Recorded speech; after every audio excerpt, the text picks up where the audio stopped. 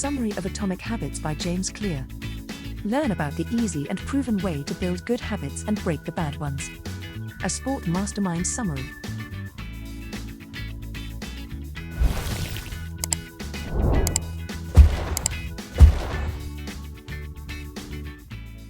Introduction. If you're looking to get your life back on track, then Atomic Habits offers an easy framework for improving your life every day. James Clear, one of the world's leading experts on habit formation, reveals strategies to help you form good habits and break the bad ones. You'll also learn to recognize how tiny daily habits can have an incredible impact on your life and your future. If you find that you struggle to change your habits, the problem isn't you, but your system. You see, your brain is wired to complete activities that are both easy and provide immediate gratification. Luckily, James Clear provides a proven system that will help you change your habits and take your life to new heights. Through this book, you will learn how to make time for new habits, overcome a lack of motivation and willpower, design your environment to make success easier, and learn how tracking your habits and finding an accountability partner will help you succeed. Chapter 1. Why Small Habits Can Make a Big Difference. When it comes to success, many people are focused on the wrong thing. They focus on the end goal versus the journey it takes to get there, and believe big decisions will get them to their final destination. However, this couldn't be further from the truth. In fact, 1% of improvement each day means that you will be 37 times better than you once were. But if you decline 1% every day, you will decline nearly to zero. In other words, it's the small habits that matter and that make the biggest difference. For example, a plane traveling from Los Angeles to New York requires a specific degree of direction to get its final destination. Imagine if the pilot adjusted its course just 3.5 degrees south. This may look like nothing to the average observer. The adjustment is so small, many people wouldn't even notice. Of course, upon landing, the passengers would notice a big difference. That small course adjustment would change their final destination from New York to Washington, D.C. We don't typically notice tiny changes because the impact is not seen immediately. The impact may not be seen for months or even years, but the results can be enormous. For instance, eating a slice of pizza certainly won't make you unhealthy. However, if you eat a slice of pizza every night for dinner, then you'll likely see a change in weight over the course of a year. Similarly, taking a 30-minute yoga class one day won't immediately make you in shape. Instead, it's small habits over time that compound into major results. Results in life are a measure of habits. The net worth of a person is simply a measure of their financial habits. Similarly, a person's health is a measure of their daily habits of diet exercise. Time magnifies the margin between success and failure, which is why our daily choices have a greater impact than we realize. If you want to predict where you will end up in life, then simply follow the curve of your daily choices. Bad habits can affect us just as easily as good habits can build us up. This is why it's important to understand how you can design your daily habits to your advantage. The key is to make tiny changes in your behavior, which when repeated over and over, will become habits that lead to big results. Chapter 2. How Habits Are Formed. How many times do you begin a good habit, like exercise or meditation, only to find that after a few days or weeks, it's only become a real hassle? Habits are a challenge to change because many people try to change them the wrong way or try to change the wrong things. To change our habits, we must first understand how habits are formed. The process of habit building can be classified into 4 steps: cue, craving, response, and reward. Think about what you do when you first get into your car. You probably put the key into the ignition, put on your seatbelt, check your mirrors, and then head on your way. You don't even think about the process, you just do it. It's a habit that you've repeated so many times that it's become instinct and happens automatically. So how are habits formed? Habits begin with a cue or a trigger to act. For instance, getting in your car cues you to perform an action that will get you from one destination to the next. The second step is craving for a change in state. In this case, you want to go somewhere. Your response is to put the car in drive and go. The final step is the reward, a feeling of relief or comfort that comes from arriving at your destination safely. This habit loop can be applied to many habits that you complete daily. For instance, brushing your teeth in the morning. Your cue might be eating breakfast or drinking coffee, triggering a craving to feel fresh and clean. Your response is to head to the bathroom sink and prepare your toothbrush. Your reward is a mouth that feels fresh and makes you ready to take on your day. The cue always triggers a craving, which motivates a response. Then a reward is provided, satisfying the craving and becoming affiliated with the cue. Our behaviors are driven by a desire to solve a particular problem, which is a part of the cue and craving phase of the habit loop. For instance, the problem phase might include the cue of your phone buzzing with a new text message. The craving is that you want to learn the contents of that message. Then comes the solution phase. You respond by grabbing and unlocking your phone. The reward is satisfying the craving to read the message. Of course, these habits aren't all that bad. However, when we adopt unhealthy or bad habits, we see the effects years later, and the habit becomes harder to break. That's why it's important to understand the habit loop, so you can learn how to replace your cues, cravings, responses, and rewards to create better habits. Let's see how you can begin creating better habits. Chapter 3. Make it obvious. When it comes to cues, such as the buzzing of our phone or the drinking of coffee, we are prompted to check our messages or brush our teeth. But once you understand how our actions can be influenced by certain stimuli, you can learn how to manipulate your cues to implement better habits. For instance, Anne Thorndike, a primary care physician at the Massachusetts General Hospital in Boston, believed she could improve the eating habits of thousands of hospital staff and visitors simply by manipulating their environment. She decided to replace soda with bottled water in the refrigerators next to the cash register. But she didn't stop there. She added bottled water to every drinking station across the cafeteria. Over 3 months, the number of bottled water sold increased by 25.8%, while soda sales dropped by 11.4%. By making simple adjustments, people made healthier choices because the cue to drink water was more prevalent than soda. You see, the most powerful sensory ability in humans is our vision. The human body contains almost 11 million sensory receptors, and almost 10 million are dedicated to sight alone. In other words, visual cues are among the highest motivation for behaviors. Therefore, a small change in what we can see can lead to a big change in what we do. Luckily, we can design our environments to our advantage. But how? Let's say you want to create a habit of practicing guitar. You'll be far less likely to practice if you keep your guitar locked away in a box in your closet. Instead, you should place your guitar somewhere easily seen, like the middle of a room. If you want to eat healthier, place snacks on the counter in plain sight instead of hiding somewhere in the pantry. Want to work out more? Simply put your workout clothes and sneakers out the night before, so when you wake up, you can see them. Creating visual cues can bring attention to your desired habit. Additionally, you can create desired cues by practicing implementation intentions. This simply means that you make a plan beforehand of when, where, and how you are going to accomplish something. When you create a plan, you are more likely to stick with your habits. For instance, a study of voters in the United States found that citizens who were asked, "At what time will you vote?" and "How will you get to the voting station?" So instead of telling yourself that you're going to exercise more often, set a plan and say, "On Monday, Wednesday, and Friday, I'm going to go to spin class after work." And then pack a bag with you to bring for work and leave it in the front seat of your car so it stays in plain sight. Chapter 4. Make it attractive. Every day, we are bombarded with advertisements aimed at making clothing, food, home goods, anything more attractive. Society is filled with highly doctored versions of reality as we engineer our photographs with ideal lighting, photoshopped edits, and exaggerated features to make products more appealing and attractive to consumers. The same can be applied to our habits. The more attractive something is, the more likely we are going to adopt it as a habit. You see, when we do something pleasurable like eat food or have sex, our brains release a hormone called dopamine, which makes us feel good. But we don't actually have to do those activities. Our brains release dopamine when we anticipate those pleasurable activities as well. This is simply our brain encouraging us to partake in a certain activity and rewarding us by feeling good. Remember feeling the excitement of Christmas morning as a child? That's because children anticipate the receiving of gifts and the visiting of Santa. Their brains release dopamine that associate Christmas with feeling good.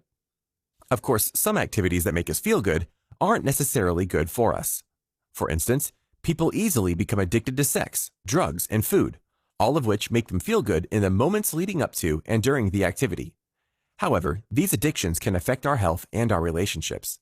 That's why it's important to use our knowledge to our advantage when it comes to forming good, healthy habits.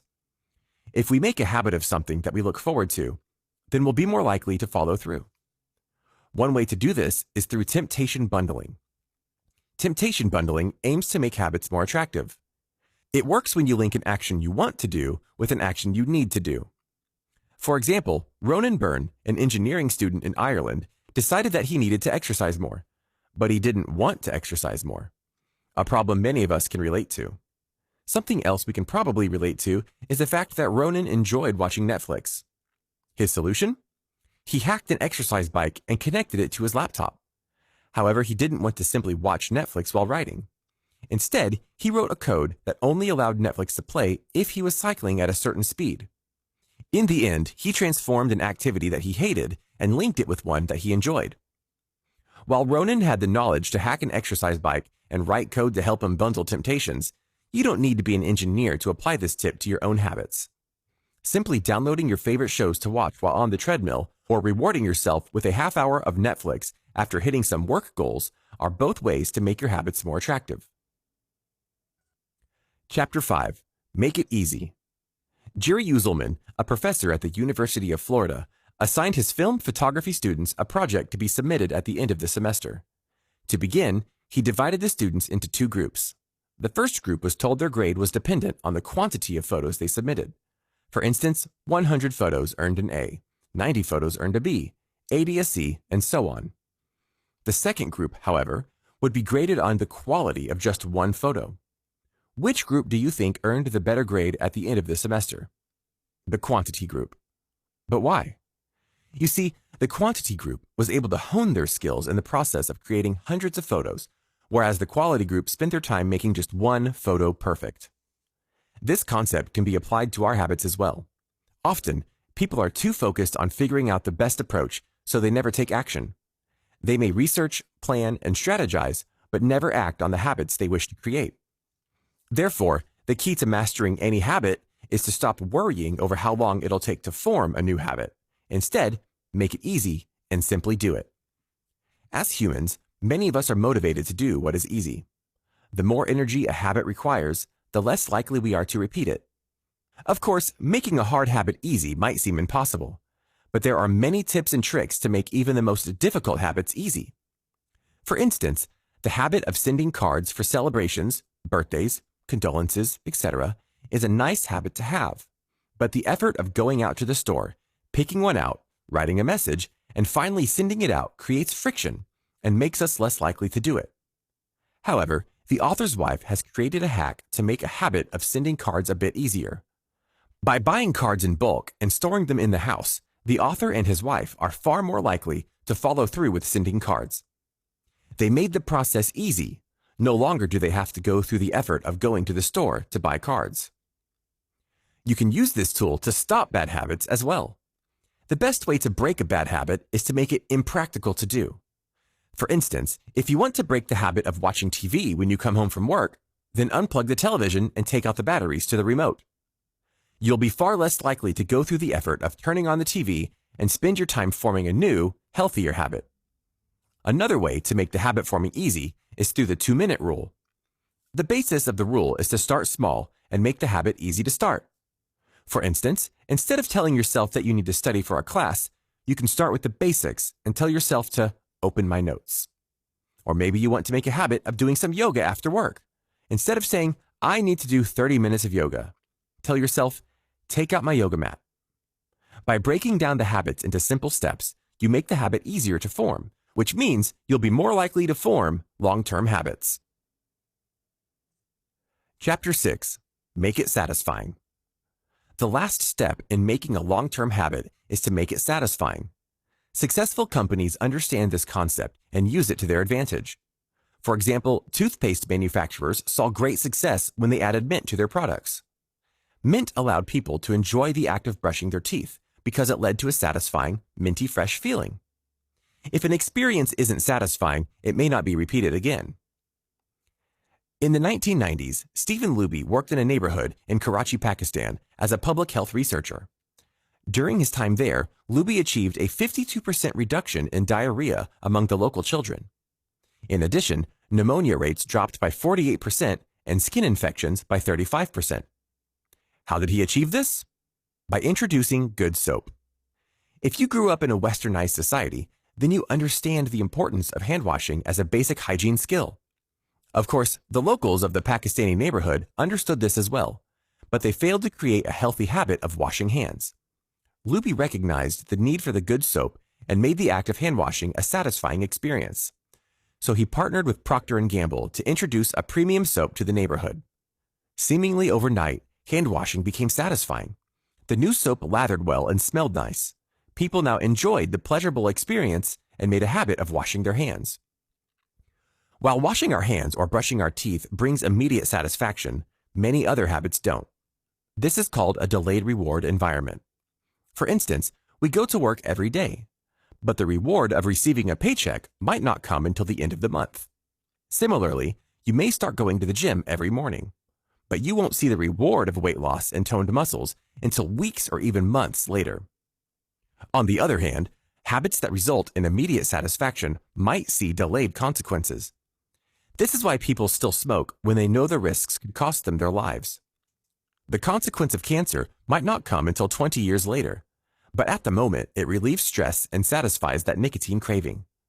Because of these delayed consequences and delayed rewards, it's important to attach immediate gratification to habits you wish to pursue. For example, the author tells about his friends who wanted to kick the habit of going out to eat so they could get healthier and save more money. They opened a savings account they named Trip to Europe, and every time they avoided a meal out, they transferred $50 to the account. Seeing the money go into the savings created a sense of immediate gratification, so it encouraged them to keep up the habit. They made their habit satisfying, and eventually, they saw long-term rewards when they saved enough money to book their trip. Chapter 7. The Importance of Habit Tracking. Kicking a bad habit or implementing a good one can be hard. While it's satisfying to make progress, sometimes that satisfaction is delayed, causing us to give up on those healthy habits. Additionally, we crave visual evidence of progress, which we don't always see when kicking habits like smoking. Luckily, there are ways to measure your progress visually by implementing habit tracking. Habit tracking is a simple but effective technique to ensure that you are staying on track. This technique is nothing new, however. In fact, Benjamin Franklin successfully tracked his habits, who, at the age of 20, started carrying around a booklet everywhere he went. In this booklet, Franklin recorded each time he adhered to his 13 personal virtues. His virtues consisted of activities to avoid, like frivolous conversations, but also included things he should do every day, like always do something useful. Each night, Franklin would record his successes, making a visual diary of his healthy habits. The most simple technique is to use a calendar to cross off when you completed your desired daily habits. When you track your habits through a calendar or a diary, you will find that you are more likely to adhere to those habits. Tracking is not only obvious and creates a visual measure of your progress, but it's also an attractive, satisfying habit. At the end of the day, when you've accomplished whatever it is you aim to accomplish, you'll feel a sense of anticipation in the action of crossing off each day. Research has also shown that most people who track their progress on goals like weight loss, lowering blood pressure, or quitting smoking are more likely to improve than those who do not. Additionally, having an accountability partner or implementing a habit contract can change everything. Just as people are more likely to repeat an experience that is satisfying, they are also likely to avoid an experience that is either painful or costly. In other words, behavior changes when there is an immediate consequence. For instance, university students are more likely to show up to class if attendance affects their grades. The students know the consequences of not showing up, so they do. Similarly, you can apply the same logic to help you form positive habits. For example, Brian Harris, an entrepreneur in Nashville, created a habit contract to keep him on task for working out. He had both his wife and personal trainer sign a contract which forced him to commit to getting his weight down to 200 pounds. To reach this goal, Brian tracked his food intake and committed to weighing himself each week. He then set up penalties for not doing these things. For instance, if he failed to track his food intake, he would have to pay his trainer $100, and if he failed to weigh himself, he would have to pay his wife $500. Brian's habit contract worked, not only because he was worried about losing the money, but also because he cared about what his trainer and his wife thought about him. He didn't want to let them down. In fact, knowing that someone is watching you can be enough motivation for success. This is why getting an accountability partner or signing a habit contract works well in implementing healthy habits. Final summary. While many people believe that making big changes is the key to success, it's the small things we do each day that have the biggest impact on our lives. Small daily habits will affect the person we become in the future, so it's critical that we adopt healthy habits to ensure we live long, successful lives. Of course, this is easier said than done, as forming new habits can be incredibly difficult. Luckily, there are many tips and tricks to help you implement new habits today. The 4 laws of habit forming include making it obvious, attractive, easy, and satisfying. When you can make your habits an attractive, easy, and satisfying experience, you'll be more likely to keep up with them. Additionally, an accountability partner and a habit contract will help you even further when starting new, healthy habits or kicking a bad one. This has been a summary of Atomic Habits by James Clear. The end. Did you like this audiobook summary? Click the like button now to support our channel. And don't forget to grab the amazing offers on the description below before they are gone.